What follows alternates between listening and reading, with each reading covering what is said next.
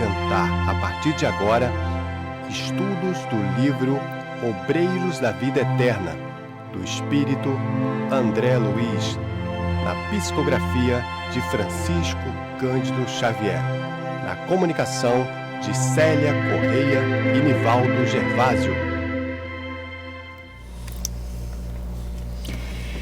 Bom dia, meus irmãos, bom dia, Nivaldo. Bom dia, Célia, bom dia a todos. Mais um encontro de estudo nosso com vocês, nesse finalzinho dessa manhã de terça-feira. Eu costumo falar que esse estudo é o tempero final do nosso almoço, refeição, né? Da nossa refeição. E é com muito carinho que esse tempero é colocado nessa nossa alimentação espiritual. E é essa alimentação que nós precisamos. É esse espírito que precisa ser alimentado sempre, através das orações, através dos nossos sentimentos, dos nossos pensamentos, das nossas ações. Célia, está se preparando agora, né, o alimento do corpo físico. Isso. E a gente entra então com esse alimento do espírito, né, que essas obras de André Luiz nos proporcionam, né? E aquela mesma vontade de se ver saciado no alimento material, nós precisamos também desenvolver essa necessidade desse alimento espiritual. E eu acho que com uma importância muito grande, né, Célia? Porque nós somos seres espirituais, né? Então, a gente muitas das vezes, né, nos cobramos isso, damos muito mais importância e valor às coisas materiais, esquecendo de que somos espíritos. Um dia vamos ter que devolver tudo para a natureza e só a nossa essência é que retornará. Então, é muito importante que a gente esteja com esse espírito bem alimentado. A gente tem que cuidar desse corpo físico? Temos que cuidar.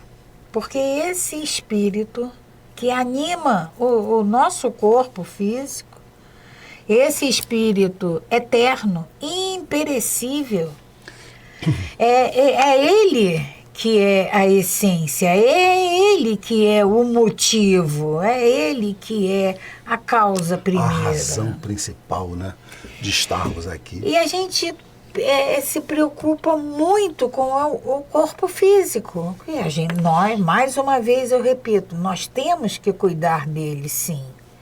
Mas a gente não pode esquecer o principal, que é esse espírito. É o que você falou, Célia, o principal. O principal é o espírito. Porque né? Nós negligenciamos. Nivaldo falou, mais cedo ou mais tarde, esse corpo físico vai ser entregue à natureza.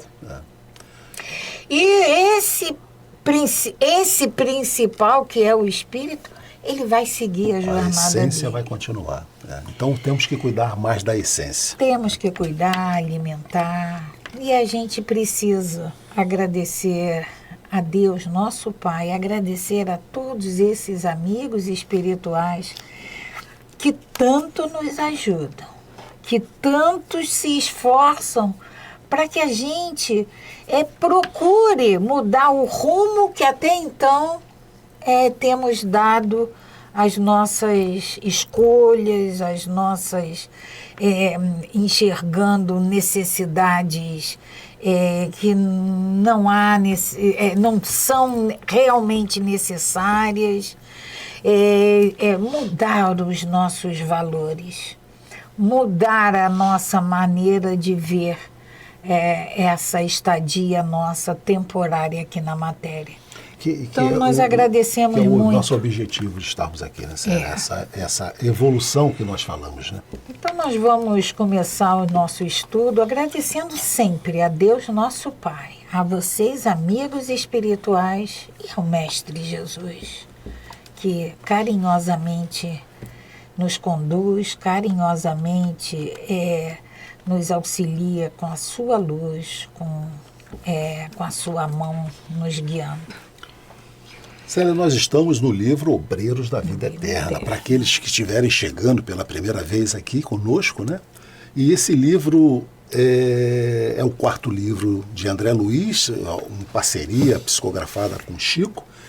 Ele traz para nós essa excursão que esse grupo vai fazer à crosta terrestre. Então, um grupo sai de nosso lar, chefiado pelo Jerônimo, que é o instrutor, que é composto por um padre, que é o padre Hipólito, a Luciana, que é a enfermeira, e André Luiz, que foi médico na Terra. O objetivo deles, virem à crosta terrestre, participar da ajuda, do acolhimento de 5 pessoas que vão desencarnar. E André Luiz, evidentemente, vai trazer para nós, desde o dia do preparo no nosso lar, até a conclusão do último trabalho, ele vai descrevendo para nós todo o acontecimento desse trajeto, dessa excursão. E eles estão, nesse momento, na Casa Transitória, que é uma colônia dedicada aos que desencarnam na primeira parada dos desencarnados, quer dizer, uma delas, né, que é a colônia de Fabiano, chefiada pela irmã Zenóbia. E nesse momento eles estão retornando de uma incursão pelo umbral, né, onde eles foram fazer o socorro de um padre, o padre amigo da irmã Zenóbia. E aí eles estão no pátio dentro já da Casa Transitória, e em prece a irmã Luciana então anuncia lá a chegada de 2 espíritos, e foi aí que nós paramos. A mãe então do companheiro do médico, né, do Gotuso, se apresenta. O Gotuso é aquele médico que ainda desencarnado há 10 anos, trabalhando na colônia, mas ainda não conseguiu vencer a ligação que ele tinha com a família, tudo que aconteceu, ele não conseguiu perceber, fazer essa transição. Então a mãe dele vem comunicar com ele e informar sobre o seu reencarne, como sendo uma forma de ele conseguir fazer esse reparo de sua consciência junto à família que ele havia deixado na Terra. Nós paramos exatamente quando a mãe do Gotuso diz para ele assim: meu filho, não queria você abraçar-me e beijar-me? Acredita que a esposa terrestre mereça menos que eu? Ela foi retirada do corpo físico enquanto o sono e levada à casa transitória para ter um encontro com Gotuso. Admite ainda que a mãe de seus filhos, a mãe dos seus filhos, dos seus filhinhos estremecidos, saudosa e devotada, tenha sido ingrata ao seu devastado amor? Continuará esquecido do bem para agravar o mal? A viúva, na crosta, em muitas ocasiões, deve aceitar o segundo matrimônio como sacrifício necessário, por supremo respeito ao consorte que partiu. Retire dos olhos a venda do egoísmo, que lhe vem interceptando a visão. Interprete com naturalidade as exigências da vida terrestre. Olha só, Célia, esse ponto aqui é muito importante a gente falar, porque nós somos muito egoístas ainda, e o livro dos Espíritos nos dizem que um dos sentimentos que mais nos faz sofrer é o egoísmo, orgulho e o egoísmo.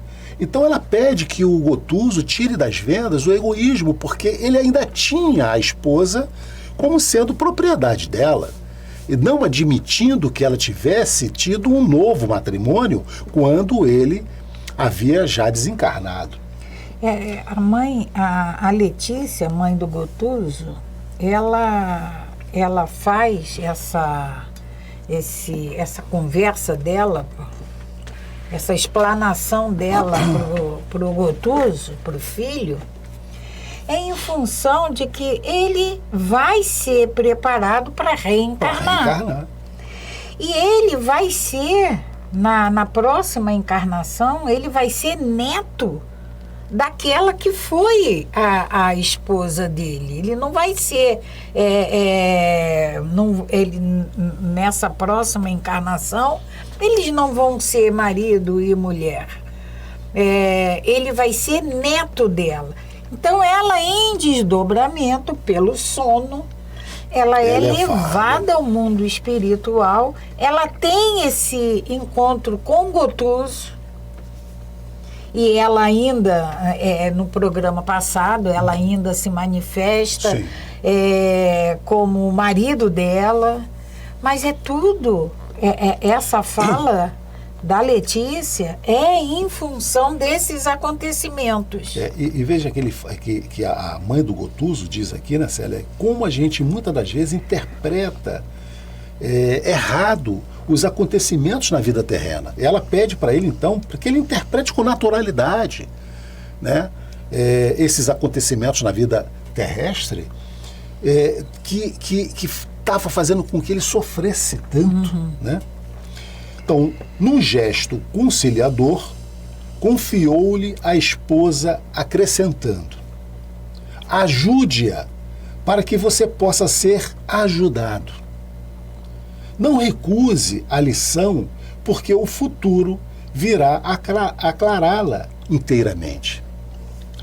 Magnetizado talvez pela carinhosa advertência materna, Gotuso abriu os braços e recolheu-a solícito na atitude de irmão compadecido e desvelado. Então aí, ele que tinha ainda aquele ressentimento pela esposa ter tido um novo matrimônio, ele aí se rende e a abraça carinhosamente.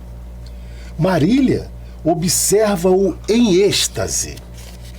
Essa atitude dele, né, de ir em direção a ela e abraçá-la. Oh, que sonho bom! Não podemos esquecer que a Marília está desdobrada, em sono. Então ela está sonhando, né? Que sonho bom! Exclamou sobre indefinível expressão de ventura. E, relanceando o olhar pelo salão em luz, dirigia-se a nós outros comovedoramente. Tenho medo de minha velha habitação. Olha, ela começa a se expressar, né, Célia? Tenho medo de minha velha habitação. Ela já tinha assumido ali a casa transitória como sendo o seu novo lar, né? Por favor, enviados divinos, não me deixe voltar nunca, nunca, nunca mais. Compreendendo que a nora, temporariamente liberta do corpo, entrava num domínio vibratório prejudicial à organização psíquica, em virtude dos seus deveres que lhes cabiam na esfera carnal, Letícia considerou retornando-a a si. Então, ela estava entrando numa vibração que ela não podia. Ela ainda estava encarnada, ela tinha afazeres na Terra. E ela estava tendo a oportunidade de desfrutar de uma paz celestial, uma paz muito melhor, porque ela estava... Nós que estamos vivendo aqui na crosta terrestre, né, Célia, nesse ambiente pesado, quando em desdobramento somos levados para esferas mais sutis, como era a casa transitória, que ainda é considerado para os espíritos que lá vivem como ainda sendo pesado, mas para nós muito mais leve, suave, sutil do que isso aqui. A Letícia, então, ela não quer mais voltar. E a mãe, então, do Gotuso, percebendo que ela estava entrando nessa vibração, trata de socorrê-la. E isso aqui, Nivaldo, não tem nada de miraculoso, não tem nada de excepcional, porque quantas vezes nós aqui já tivemos a oportunidade de ter sonhos, o que a gente chama de sonhos. Sonho. Maravilhosos, sonhos que a gente... eu não queria que acabasse nunca. É isso que a esposa que foi levada em desdobramento, a ex-esposa, né, do Gotuso, está sentindo. A gente tem o nosso Enxugando Lágrimas, né, Célia? Aqui, os todo o terceiro domingo do mês, em que a gente sempre fala, né, que muitas das vezes nós já tivemos sonhos em que, ao acordarmos, a gente traz essa lembrança, né, do abraço, da conversa que tivemos com os nossos entes queridos. E são tão vivas, tão reais, a gente, caramba, é o que ela está sentindo. A Letícia, né? Letícia é a mãe. Marília. A Marília está sentindo agora, né? Uma sensação tão boa que ela não quer voltar mais. Então a Letícia, a mãe do Gotuso, diz para ela: ouça, filha, é preciso que você não se detenha por mais tempo aqui. Não pode permanecer entre nós antes que os eternos desígnios se manifestem nesse sentido. Ela ainda tinha missão a cumprir na Terra. Volte, porém, ao lar distante, convencida de nossas afeições sem mácula. Nossa tranquilidade seguir-lhe-á os dias terrenos. Não lhes faltará cooperação. Se não pode acompanhar o esposo querido pela inoportunidade de semelhante desejo, alegre-se e confie no poder divino, pois Gotuso irá ao seu encontro em breve. Irá ao seu encontro. Em breve, Marília, seus beijos orvalharão de amor e ventura um rosto pequenino que sintetizará para as suas esperanças de avó verdadeiro mundo de felicidade redentora. Então ela está dizendo que o Gotuso vai reencarnar como neto dela. Olha como a vida, né, Célia? Esse relato, Nivaldo, que ele voltaria como neto, a Letícia já tinha dado a ele. A Marília que não tinha, ainda não sabia, mas agora ela toma conhecimento nesse desdobramento. Emocionada pela alegria, interrogou a pobre alma: Gotuso perdoou-me? Porque a Marília tinha aquela sensação de que o Gotuso não havia perdoado, porque ela casou novamente, teve novos filhos, né? Ele nunca sofreu ofensa alguma de seu coração dedicado. Adiantou-se Letícia bondosa. Nem esperou o Gotuso responder. Lembrar-se-á sempre com desvelo e ternura da companheira fiel que lhes amparou os filhinhos amados. E lhe honrou o nome entre renúncias e sacrifícios ignorados. Oh, que felicidade! Repetia a interlocutora, afogada em pranto de júbilo e reconhecimento. Afagando a fronte do filho, que também chorava sobre forte emoção, Letícia rogava-lhe. Então, o Gotuso estava muito emocionado, chorando, e a Letícia, a Marília também, né? Diga-lhe, meu filho, quanto a amamos. Tranquilize-lhes a alma sensível e afetuosa. Ela precisava, a Marília precisava disso, né?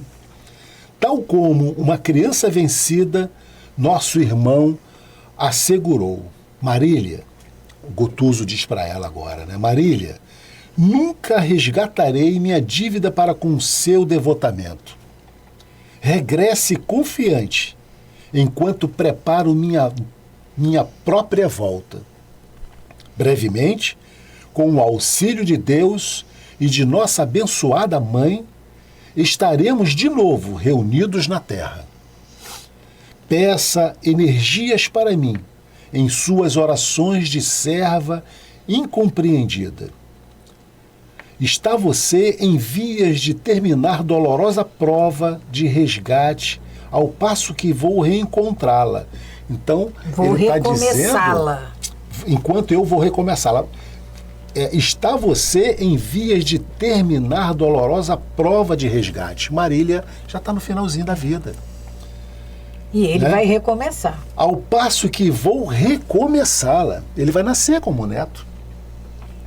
Sou eu, portanto, agora, quem suplica auxílio e proteção.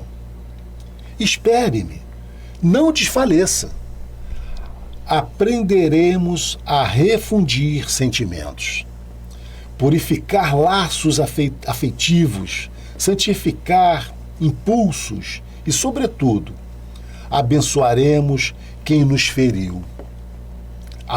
Quem nos feriu aparentemente, que foi o primo que casa com a Marília após a morte dele, né? Amparando o suposto inimigo, a fim de que nos convertamos em sinceros irmãos uns dos outros. Então, Célia, o que nos diz isso? Esse perdão vem através dessa possibilidade da reencarnação, desses espíritos terem essa possibilidade de se amarem novamente. E aí, então, esse primo dele vai ser seu avô. E nesse relato, a gente entende a importância do véu do esquecimento. Você imagina sem isso, que o Gotuso ia reencarnar lembrando de tudo que aconteceu? Que o avô dele foi o homem que casou com a esposa dele, que dilacerou seu patrimônio, comprometeu o futuro dos filhos dele. Então, esse né? véu do esquecimento, ele é importante, nós já comentamos isso aqui. No livro dos Espíritos, a gente fala sempre disso. Porque nos dá a possibilidade de começar um perdão, de começar um relacionamento espontâneo. Porque se eu lembro, eu tenho que me reajustar com ele, eu tenho... Não é a mesma coisa de que... E há quem diga, poxa, mas como que eu vou corrigir se eu não sei o que eu errei? Não tem como você, numa situação dessa, você saber do que você fez. Gotuso, ele afirma a fim de que nos convertamos em sinceros irmãos um dos outros. Porque é o que nós somos, Célia. É o que nós somos. Marido, mulher, irmãos, primo. Nós, na verdade, somos irmãos. Irmãos espirituais. Ambos choravam enternecedoramente. Em seguida, Letícia restituiu a nora aos braços amigos da orientadora, que a reconduziu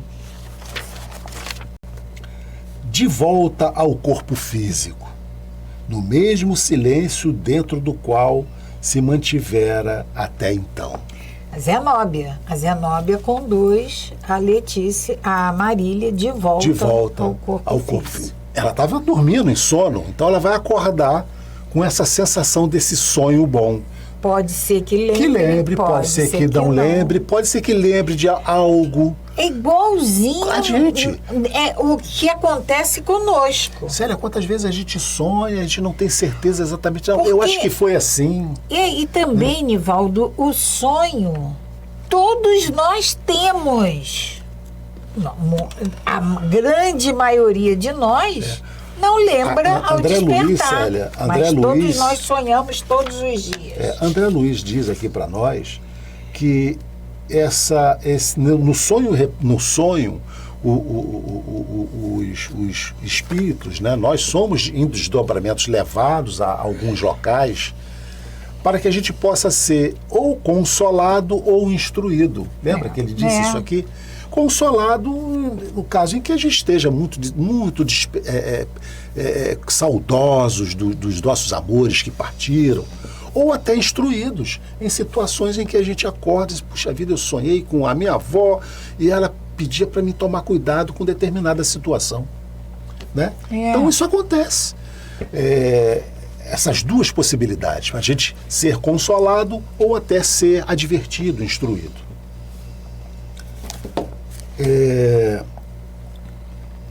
A ex-genitora de Gotuso, recomendou-lhe que retomasse o primitivo lugar e, recompondo o ambiente, solicitou o concurso de Zenóbia para a futura realização final. Então, Gotuso já tinha saído da sua posição, lembra que ele pediu, né, para se aproximar da Luciana. Então, ele volta à sua posição original.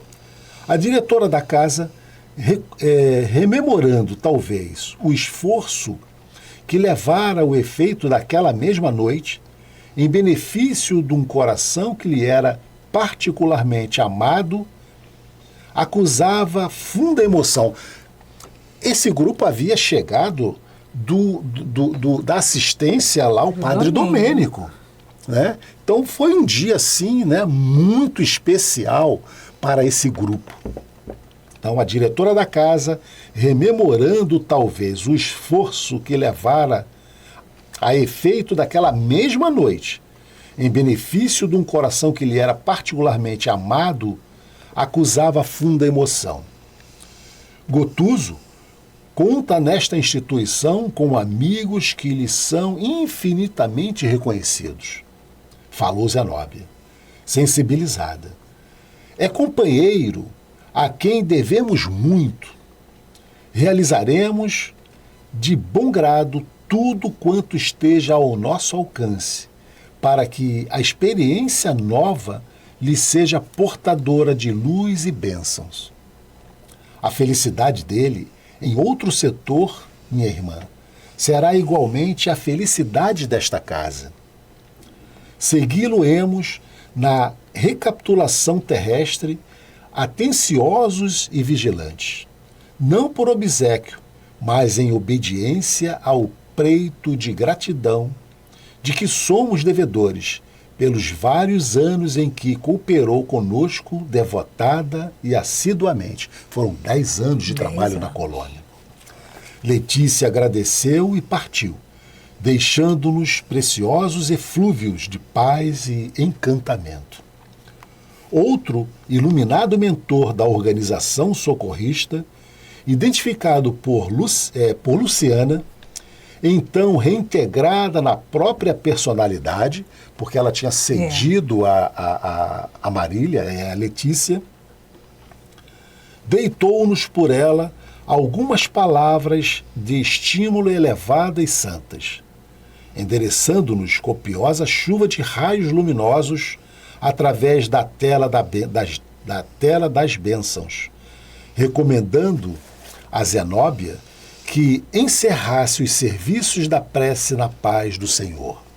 A diretora pronunciou enternecida oração de reconhecimento e júbilo, encerrando a tarefa. Abraçando-nos, esclarecidos e satisfeitos pelo êxito da hora, vimos que a irmã Zenóbia encaminhou-se para Gotuso, enlaçando-o maternalmente.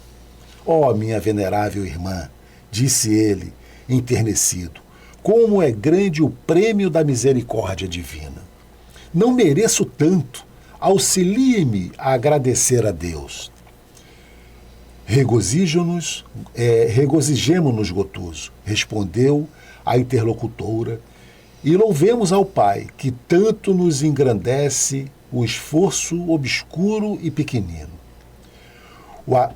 O agraciado de hoje não foi apenas você. Também eu aumentei de muito meus grandes débitos para com o Altíssimo. De voz quase embargada pela comoção, concluiu: também eu recebi divina concessão nesta grande noite. Nós encerramos então o capítulo 9 e vamos então dar início ao capítulo 10, que tem como título Fogo Purificador. Purificador. Nós já vimos alguma coisa do fogo purificador em capítulos anteriores. E agora o nome desse capítulo 10 é especificamente Fogo Purificador. Então, vamos ao capítulo 10. Só lembrando, né, Célia, que a casa transitória de Fabiano, ela fica muito próxima aqui da nossa crosta terrestre, do Rio de Janeiro, né? O fogo, o capítulo 10, fogo purificador.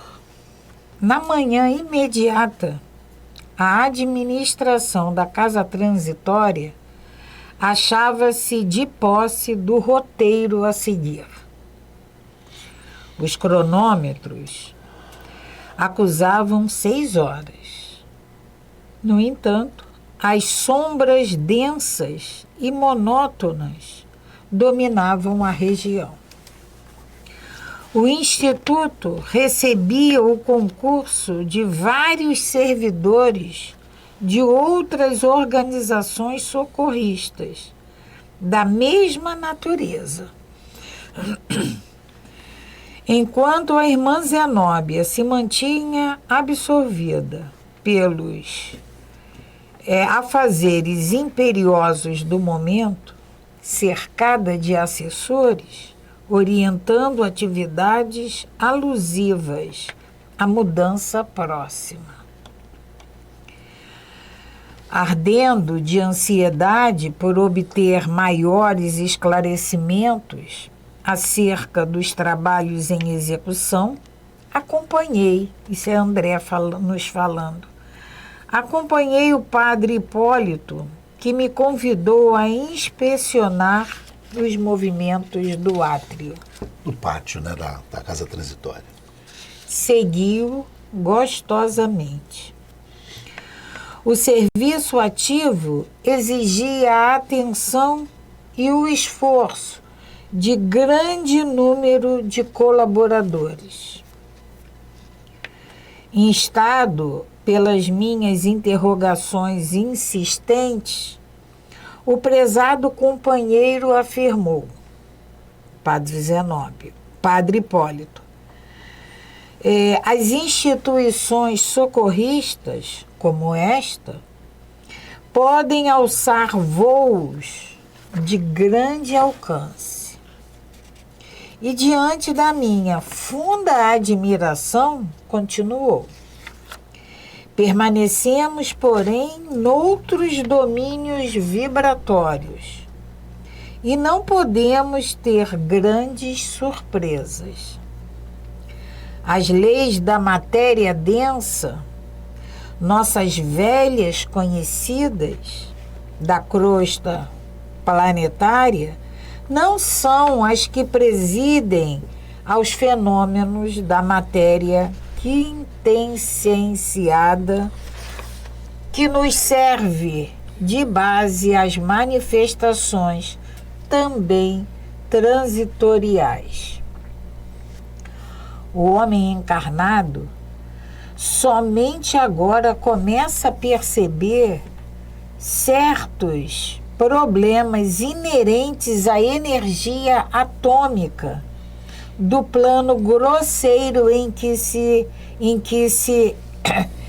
situa temporariamente a personalidade.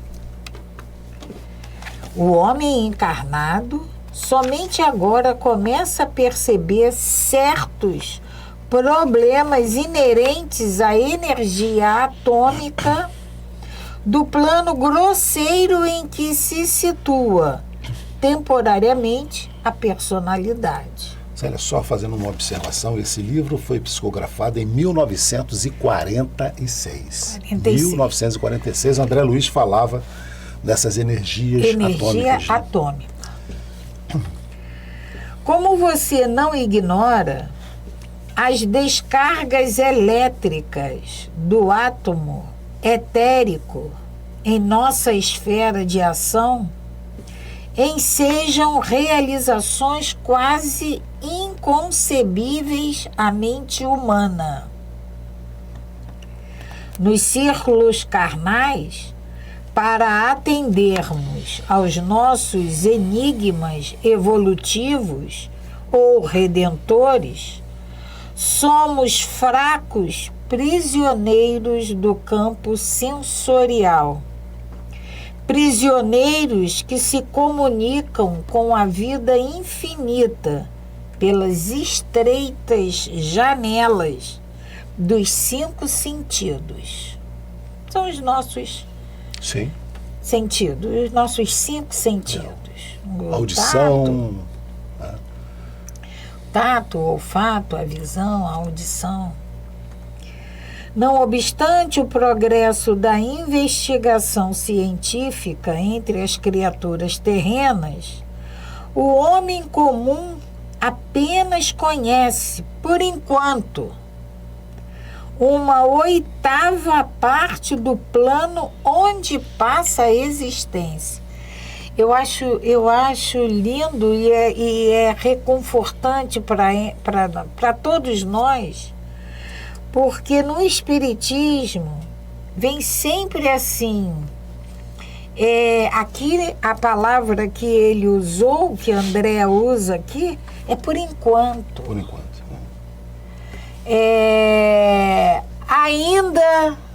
Ainda não. Mas quando a gente fala ainda não, é porque um dia vai ser sim. E por enquanto, agora não é possível, mas daqui a pouco pode ser. A vidência e a audição, as 2 portas que lhe podem dilatar a pesquisa intelectual, permanecem excessivamente limitadas. Vejamos, por exemplo, a luz solar que condensa as cores básicas, suscetíveis de serem assinaladas pelo nosso olho quando na Terra. Percebemos tão somente as cores que vão do vermelho ao violeta. Quem já viu aquele arco-íris, né? Salientando-se que a maioria das pessoas nada enxerga além das últimas 5, que vão do azul, que são o azul, o verde, o amarelo, o laranja e o vermelho. São as cores básicas que nós chamamos, né? As cores básicas, né? Não registrando o índigo e o violeta. Existem, porém, outras cores no espectro correspondente às vibrações para as quais o olho humano não possui capacidade de sintonia. É uma limitação, Célia, física. Uma limitação nossa, enquanto encarnados. Né? Esse corpo físico coloca essa limite. Em função dele, esse obstáculo não permite que a gente veja além. A gente tem um espectro de visão dentro de um determinado limite.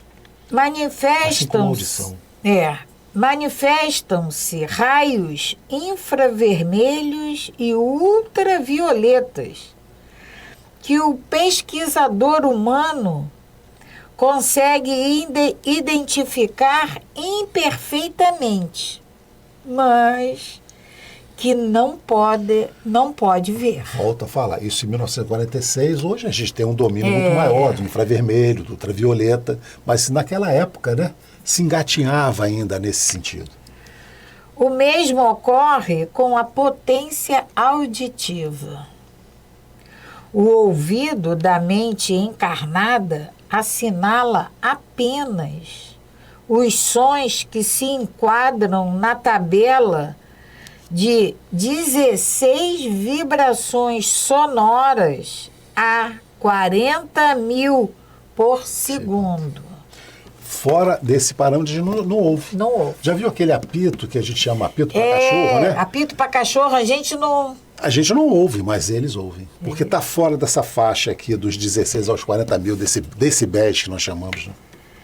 As ondas mais lentas ou mais rápidas escapam-lhe totalmente. Há que obedecer às leis da gravitação e da estrutura das formas, na zona de matéria densa, para que a vida atinja seus divinos objetivos espirituais. Isso é o padre Hipólito, né? falando. Tá falando para o André.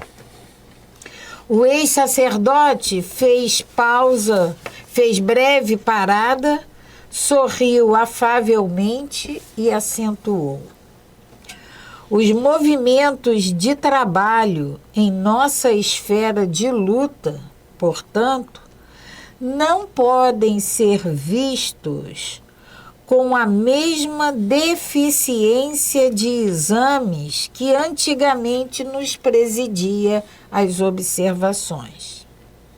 A matéria e as leis em nosso plano permanecem bastante diferenciadas, embora emanem da mesma origem divina. A origem como o padre Hipólito vem aqui nos dizendo, a origem é sempre emanada pelo Criador. Divina. Sempre divina. Como as coisas vão se manifestar é que vai depender das condições de cada mundo, de cada orbe. As considerações eram sumamente interessantes para mim, André falando agora. As considerações eram sumamente interessantes para mim. Em tal conjuntura, apesar de já não ser leigo no conhecimento da aplicação da energia elétrica na colônia espiritual em que eu mantinha residência. No nosso lar, né? Ele já conhecia, ele não era leigo, ele não era completamente desconhecido. A utilização, a aplicação da energia elétrica. As palavras de Hipólito tinham a virtude de aliviar-me o cérebro, atulhado ainda de reminiscências viciosas da crosta. O estimado amigo, não obstante reconhecer a leveza da substância etérica, em comparação com os fluidos grosseiros que constituem os corpos terrenos, chamou-me a atenção para o esforço hercúleo, o esforço imenso dos trabalhadores que articulavam diversos serviços atinentes à próxima modificação. A tarefa exigia decisão e boa vontade, assombrando o ânimo mais forte. Isso aqui é a casa transitória Fabiano de Cristo. Uhum. Ela vai precisar ser deslocada. Exatamente. Ela está numa determinada região do espaço e ela vai se deslocar.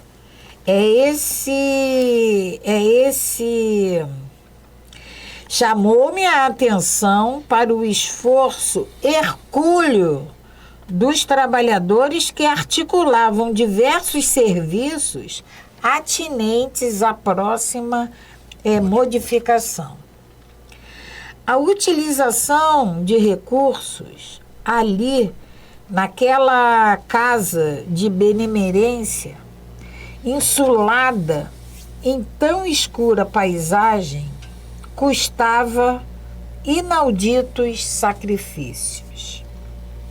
A densidade da região influía inequivocamente nos serviços e os colaboradores despendiam atividades de gigantescas proporções. Todo o pessoal disponível fora convocado ao trabalho dos motores. E quando me entregava a transportes administrativos, diante da maquinaria complexa, indescritível da técnica humana, a irmã Zenóbia, através de Jerônimo, nos pediu colaboração nas defesas magnéticas em vista da necessidade de empregar maior número de cooperadores na preparação ativa do voo. E a gente vai tendo uma ideia, Nivaldo, só nesse trabalho de deslocamento da colônia. E aqui também vai ser explicado, né, Célia, o porquê da necessidade desse deslocamento. Né? E aí, fora todas... É para a gente ter uma ideia do trabalho. Vamos lembrar que a irmã Zenóbia e o irmão Galba... O irmão Galba, se revezam. Em função disso, é muito trabalho. Aqui eles usam a palavra hercúleo, eles usam a palavra gigante. Os colaboradores despendiam atividades de gigantescas proporções. Lembrando, né, Célia, que a casa transitória, nós vamos ver em seguida no livro, ela tem como uma das finalidades o repouso inicial do espírito desencarnado. Você desencarnou, a casa transitória é o primeiro abrigo para que dali você possa ter energia suficiente para que seja transladado para uma outra colônia. Então, por isso ela está muito próxima aqui da crosta terrestre, muito sujeita às vibrações pesadas da crosta terrestre, volto a dizer. Então, essa necessidade desse deslocamento ainda vai ser explicado aqui por André, pela equipe, pela própria irmã Zenóbia, dessa necessidade dela sair de um local do espaço para um outro. Vamos continuar na leitura. Não tínhamos tempo a perder. O próprio assistente que nos orientava, um belo exemplo de renúncia fraternal, tomou a dianteira, encaminhando-se para as faixas de defesa. Não eram essas altas e verticais como as muralhas das fortificações terrestres, mas horizontalmente estendidas, formadas de substância escura e imitam forças elétricas de expulsão num raio de 5 metros de largura, aproximadamente, circulando toda a casa. Então, a casa transitória tinha muros, e esses muros tinham o que a gente tem aqui na nossa cerca elétrica. Né? E essa cerca elétrica, ela atingia 5 metros. Né? 5 metros de proteção para você não conseguiria se aproximar. Diversos focos de luz permaneciam acesos. Nivaldo, nós vamos ter que parar nessa... E a gente volta. Chegamos ao final, Célia. Passou despercebido, é verdade. Passou despercebido. Vamos dar uma parada aqui e retornaremos na próxima aqui, semana. Né? Não eram essas altas, descrevendo como era a defesa. Perfeitamente, Célia. Então vamos agradecer a todos pela oportunidade de mais uma vez estarmos aqui nesse estudo dessa obra que tanto nos traz de conhecimento, e desejando que todos vocês tenham um excelente almoço, uma excelente tarde, e até a próxima semana, se Deus quiser. Fiquem com Deus. Paz e luz, paz e bem, paz e luz. Paz, muita paz. A Web Rádio MAP apresentou o programa Estudo do livro Obreiros da Vida Eterna, de André Luiz, na psicografia de Francisco Cândido Xavier, na comunicação de Célia Correia e Nivaldo Gervásio.